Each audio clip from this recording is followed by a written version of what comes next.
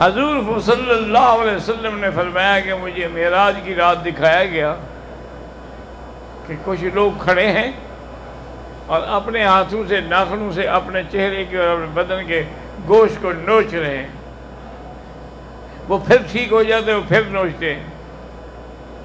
حضور نے فرمایا جبریل یہ کون ہے؟ فرمایا حضور یہ وہ لوگ چغل خور لوگ ہیں جو غیبت کرتے تھے، آج اپنے آپ کو خود سزا دے رہے ہیں۔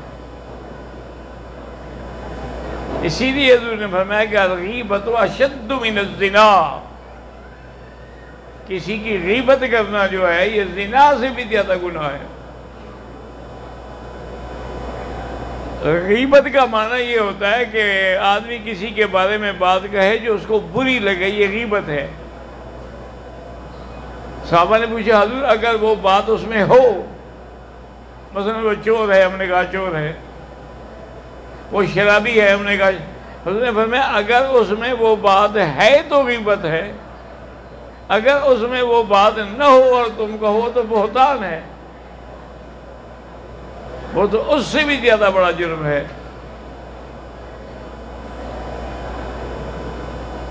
تو صحابہ نے پوچھا حضور پھر یہ غیبت زنا سے بھی زیادہ شدید ہے، کیا مطلب؟